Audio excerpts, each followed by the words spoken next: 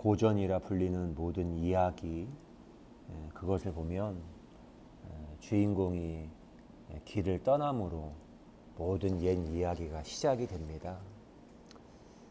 그리고 제가 좋아하는 고전들, 연암 박지원의 열하일기, 그것도 여행기입니다. 걸리버 여행기, 소인국과 거인국을 이렇게 여행하는 이야기. 그리고 서유기, 삼장법사와 세 명의 요괴, 손오공, 저팔계, 사우정. 그 세 명이 탐진치, 탐욕과 분노와 어리석음을 가지고 있는 요괴들인데 서역으로 경전을 얻기 위해서 여행을 하게 되죠.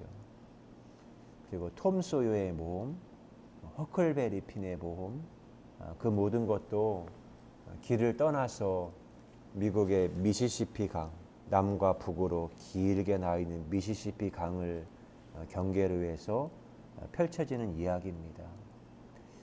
근데 그 미시시피 강은 미국의 그 원주민들, 인디언들에게 있어서는 너무나 고통스러운 공간이 바로 미시시피 강입니다. 미시시피 강의 동쪽과 서편, 그 유럽에서 온 이들이 미시시피 강 동쪽에 살던 원주민들을 이 서편 쪽으로 몰아내었거든요. 우리가 인생을 살면서 내가 기반하고 정착하고 가꾸었던 그 서식지를 떠나서 새로운 공간인 서쪽으로 가서 이걸 만든다는 것은 보통 쉬운 일이 아닙니다. 그것을 하게 될 때 그 미시시피 강 오른쪽 왼쪽에서 얼마나 많은 고통과 아픔이 있었겠습니까? 인종 차별도 있었을 것이고, 돈키호테, 미겔 데 세브란텐스가 쓴 돈키호테에 보면 어느 한 미치광이 같은 사람이 여행을 했던 그런 이야기죠. 그 돈키호테에 이런 이야기가 있습니다. 현실은 진실의 적이다. 세상이 미쳐 돌아갈 때 누구를 미치광이라 부를 수 있겠소. 꿈을 포기하고 이성적으로 사는 것이 미친 짓이겠죠. 쓰레기 더미에서 보물을 찾는 것이 미쳐 보이나요? 아니요. 너무 똑바른 정신을 가진 것이 미친 짓이요. 그 중에서도 가장 미친 짓은 이상을 외면하고 현실을 있는 그대로 보는 것이요. 저는 이 말이 다가요. 가장 미친 짓은 이상을 외면하고 현실을 있는 그대로 보는 것이요. 내가 꿈꾸는 이상 세계, 그걸 외면하고 오로지 현실만을 보고 이게 실제인 줄 알고, 그게 미친 짓이죠. 사실은 성경이 그것 아닙니까? 성경은 우리에게 끊임없이 하나님의 나라, 이상 세계가 있다. 너희들이 그것을 보아야 한다. 이스라엘 백성들이 출애굽한 이들이 광야에서 왜 출애굽한 9세대들이 왜 광야에 죽어가는 것이죠? 그들은 끊임없이 현실만 보았기 때문에 그렇습니다. 그런데 가나안 땅에 들어간 이들은 슬로보아의 5명의 딸들처럼 현실이 아닌 이상세계, 말씀, 하나님의 떨림이 있는 그걸 끊임없이 이야기합니다. 그들에게는 이상세계가 오늘에 있는 약속의 세계, 현실처럼 여겨졌기 때문에 그렇습니다. 우리가 이상세계를 꿈꾸는 사람들은 늘 그래서 길을 떠나는 거예요. 아브라함이 하나님의 말씀 앞에 그 말씀의 이상을 품었기에 그는 본토 친척 아버지의 집을 떠납니다. 우리가 그 길에 나서게 될 때, 그리고 그 길에 사람들이 많이 다니게 될 때, 그때 길이 모호해집니다. 문지방을 계속해서 경계가 넘으면, 물지방이 닳아 없어지면 안과 밖의 경계가 사라지는 거예요.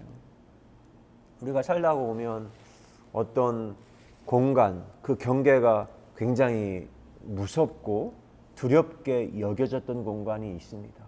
이곳은 뭐 신이 거하는 공간, 이곳은 인간이 거하는 공간, 이곳은 성직자들이 거하는 공간, 이쪽은 평민이 거하는 공간. 그런 어떤 장벽이 크면요, 거의 사람들의 마음의 심리를 엄청나게 이렇게 나누어요. 요즘에 쓰는 용어 가운데 속의 차경의 함정에 빠졌다고 하죠. 서열화, 계급화, 차별화, 경쟁화. 근데 이 모든 걸 없애는 것은 길을 떠나는 거예요. 내가 아버지에 거했던 그 진영, 그 집, 그곳에 머물러 있는 것이 아니라 그 내 마음의 요동은 하나님의 말씀이 떨림으로 다가왔다면 내 마음의 울림 가운데 응답을 해서 길을 떠나는 겁니다. 지난주인가요? 우리 문재인 대통령께서 유럽 순방 중에 헝가리라는 나라를 순방했잖아요. 2년 전에 우리나라 관광객들이 그 부다페스트에서 유람선이 전복이 되어서 그들을 도움을 주었던 그들에게 감사 인사차 또한 그곳을 방문했습니다. 제게 헝가리라는 곳은 제가 한 10년 전, 이제는 한 14년 전에 그 헝가리 부다페스트를 여행을 했던 적도 있습니다.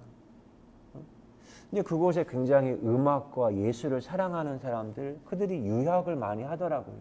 실제로 우리를 그 가이드해 준 현지 가이드도 유학생이었고, 그러나 제 마음에는 헝가리는 여긴 동구권, 옛날 공산주의 진영, 그런 생각이 제게 태어나서 배운 것이 그거였어요. 그런데 그 문학 책을 읽어보면 헝가리라는 곳이 그런 곳이 아니었구나. 굉장히 문화와 예술의 꽃이 피었던 곳이었음을 그랜드 부다페스트라는 그 문학 책을 보면 그걸 알 수 있어요. 이제껏 배웠던 역사 보면 세계 1차 세계대전이 전쟁 난 거 보면 그때는 세계 열강이 그 제국의 팽창주의가 심했기 때문에 정말 전쟁이 일어날 수밖에 없었다라고 학교에서 그렇게 배웠어요. 그러나 문학을 통해서 그때 가보면 몇몇의 기득권, 소유를 가지는 어떤 기업, 사람, 그들 때문에 그 전쟁이 일어난 거예요. 그런데 세계 역사는 그렇게 안 가르치죠. 그들이 기득권을 가지고 그들의 어떤 죄악을 감추기 위해서 이게 포장된 거구나. 그렇게 알았어요. 그러면서 제가 학생 때 보면 대한민국 땅이 있지만 그런 지도 생각을 해보면 대한민국 지도 한반도의 남쪽만 파란색이고 북한부터 중공, 소련 다 빨간색이에요. 그래서 우리에게 있어서는 북한부터 그 독일까지 동독과 서독이 있기까지 동독까지는요 우리는 잘 모르는 땅이었어요. 거기는 막 이슬람도 있고 공산주의 국가고 그 땅은 어떤 곳이지? 사실 질문하지도 않았고 학교에서 가르쳐 주지도 않고 우리에게는 독일, 프랑스, 영국, 미국, 캐나다, 일본 이게 우리에겐 관심사였어요. 그러면 우리가 몰랐던 유라시아, 유라시아라고 하죠. 유럽과 아시아? 그러면 거기는 어떻게 된 것인가? 제가 유라시아 견문이라는 이병환 작가라는 사람을 알고 이 책을 살펴봅니다. 근데 이 유라시아 일권을 이병환 작가가 쓰고 난 다음에 그 서문에다가 그런 이야기를 썼어요. 이 유라시아 일권의 내용은 맨 마지막에 이렇게 씁니다. 공은 오롯이 그분의 몫이고 관은 순전히 나의 탓이다. 나는 그분을 여헌 선생님이라고 부른다. 여헌 백영서 교수님께 이 책을 드린다. 2016년 8월 15일 이스탄불에서. 이병환 작가가 이 책을 쓰고는 자기의 스승인 백영서 선생님에게 이 책을 바친다고 했어요. 제가 백영서를 검색을 해보니까 그분이 우리나라 중국 역사, 인문학 거기서는 엄청난 분이시더라고요. 백영서 선생에게 총애를 받는 사람이 이병환 학생이었죠. 그런데 이병환 학생은 공부를 하지만 스승이 만들어 놓은 그 길은 가고 싶지 않은 마음이 생겨요. 그에게는 지적으로 학문적으로 아버지 같은 역할을 백영서 선생님이 했지요. 그러나 그 아버지 밑에 있으면요 아버지가 만들어 놓은 세계 경로 경계를 벗어날 수가 없습니다. 저는 유라시아 견문 이 책을 읽으며 마치 한 번도 경험하지 못했던 세계, 호기심 가운데 그 사춘기 소녀의 그 황홀한 경험, 그런 설레임 가운데 한 걸음 한 걸음 그 감추어진 공간과 그 땅을 가고 그 공간 가운데 어떤 시간에 머물렀고 인간들이 어떤 꽃을 피웠는지, 와, 이걸 대하는데 굉장한 설레임이 제게 다가오는 거예요. 정호성 시인이 그런 이야기를 많이 주장하더라고요. 자기가 시를 쓰지만 시는 쓰여진 순간에 시인의 것이 아니라 독자들의 것이라고. 근데 창작자들이 다 동일한 이야기 하더라고요. 김영하 작가가 자신의 작품이 교과서에 올라온 적이 있대요. 아주 자그마한 단편 소설인데 그거를 앞뒤를 자르고 얼마 부분을 교과서에 올리는 거예요. 김영하 작가는 그것을 거절했대요. 단편 소설은 처음부터 마지막까지 다 읽어야 작가의 마음과 읽는 독자들이 많은 상상을 할 수 있는데 어느 한 일부분만을 편집되어 교과서에 오른다는 것은 이것은 합당치 않은 것 같다. 그래서 김영하 작가는 서신을 보내서 거절을 하고 그 사람의 쓴 그 작품이 교과서에서 제외가 되었다고 합니다. 생각했어요. 야, 교과서에 내 시가, 내 소설이 오른다는 게 얼마나 큰 영광인데 이걸 거절할까? 근데 이런 것들이 중첩이 되면서 다른 창작자들, 봉준호 감독, 그들의 이야기, 그러니까 제 마음에 올려오면서 아, 그렇구나. 어떤 소설이나 영화나 시나 모든 책들은 쓰여지고 작가의 손을 떠나는 순간에 100명이 읽으면 100개의 작품으로 새롭게 탄생하는 거예요. 그리고 그 자유를 주더라고요. 너세니엘 호손이 쓴 주홍글씨라는 책이 있거든요. 거기에 보면 그 청교도들이 뉴 잉글랜드 지역에 삶에 정착했던 그 이야기가 나옵니다. 거기에는 청교도 목사 딘드제일도 나오고 그와 간음했던 헤스터가 나오고 그리고 헤스터의 딸이었던 펄이 거기에 등장을 합니다. 근데 그거에 대한 이야기의 핵심이 17세기 미국 청교도들의 위선에 대해서 그 책이 말하고 있어요. 간음한 헤스터에게는 A라고 하는 붉은 낙인이 찍혔어요. 주홍글씨. 그리고 헤스터는 그 주홍글씨, 낙인 찍힌 죄인이라는 것을 평생 간직하고 삽니다. 그 이야기예요. 그런데 읽는 독자들은 그걸 새롭게 해석을 해요. 그 여백 가운데 독자들이 숨을 쉽니다. 뉴 잉글랜드는 얼마나 그 영국의 잉글랜드에 숨이 깃들어 있으면 신대륙 미국 땅인데 뉴 잉글랜드라는 이름을 썼겠습니까? 그 이름에는 그 땅의 정체성이 숨겨 있잖아요. 근데 그곳에서 죄인이란 낙인 효과, 주홍글씨가 새겨져 있어요.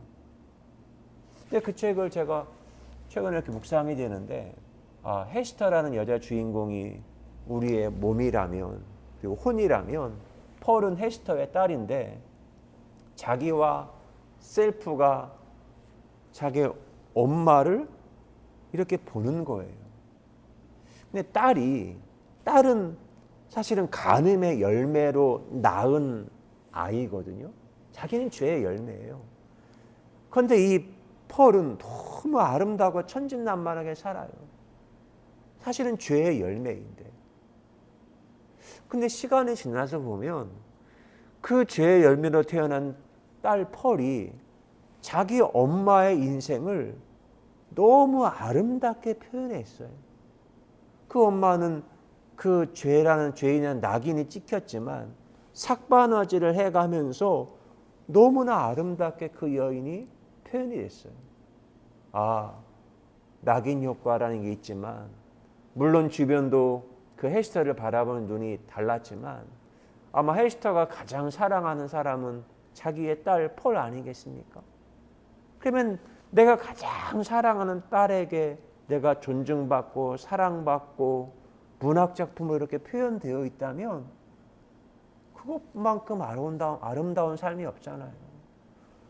우리가 사랑이라는 것은 나하고 가장 가까운 사람한테 존중받고 인정받는 게 진짜 사랑이거든요.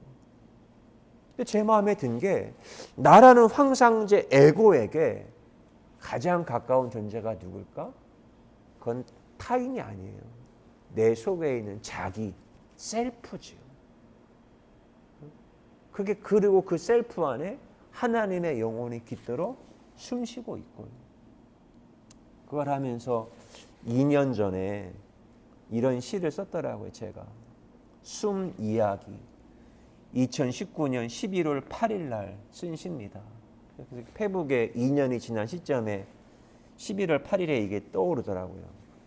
숨 이야기 내러티브 뉴 잉글랜드 펄의 출생은 빼박 증거였다. 헤스터는 사회적 매장당했다. 타인의 시선에 감옥에 갇히지 않고 삭바느질하며 일상의 노동을 했다. 펄도 함께 숨을 쉬고 아름다움을 보는 작가가 되었다. 나를 뽑아서 소금으로 숨을 죽였다. 붉은색, 흰색, 매움으로 버무리더니 뭔 마음인지 나를 흙 속에 매장시켜 버렸다. 그곳에도 숨을 쉬니 발효되었다. 나의 숨이 추운 겨울에 막갈되었다. 겨울이 지난 땅에 봄이 오자 나는 땅속에 매장되어 버렸다. 숨 쉬었다. 씨앗은 없어지고 파종이 되었다. 이제 꽃으로 열매로 물들인다. 주홍글 씨가 김장의 이야기, 농사짓는 씨앗 파종의 이야기로 새롭게 숨을 쉬더라고요. 김장을 온갖 것으로 버무리고 숨죽이고 파묻었는데 땅속에서 아름다운 맛이 되고 씨앗을 땅속에 매장시켜 버렸는데 그 씨앗이 깨져서 새로운 싹수로 꽃으로 열매로 우리에게 다가오고 그 모든 것은 길을 떠남으로 시작된 이야기였습니다. 기도합니다. 좋으신 하나님 감사합니다. 우리 인생이 어떤 진영에 머물러 있지 않게 하시고 아브라함이 본토 친척 아비집을 떠남으로 하나님과 함께하는 진짜 아름다운 여행의 길 내러티브 인생의 서사가 시작되었듯이 하나님 더하임 새로운 길이 시작되어 하나님과 동행하는 실제적인 삶을 살게 하신 하나님의 은혜에 감사합니다. 하나님의 날마다 일상의 시간과 공간에 들어가 숨을 쉬며 늘 새로운 노래와 새로운 춤을 노동 가운데 추게 하신 하나님의 경륜과 행하심을 찬양합니다. 아침마다 새롭게 하시는 하나님을 찬양합니다. 영혼의 어두운 밤 가운데 노래하게 하시고 저녁이 되고 아침이 되니 이는 새로운 날이니라 하나님의 창조하신 그 경륜을 찬송합니다. 감사합니다. 오늘도 하루 새로운 날 되게 하시고 하루를 살며 일상을 아름답게 물들이는 하루가 되게 하여 주옵소서. 감사드리며 존귀하신 예수 그리스도의 이름으로 기도드리옵나이다. 아멘.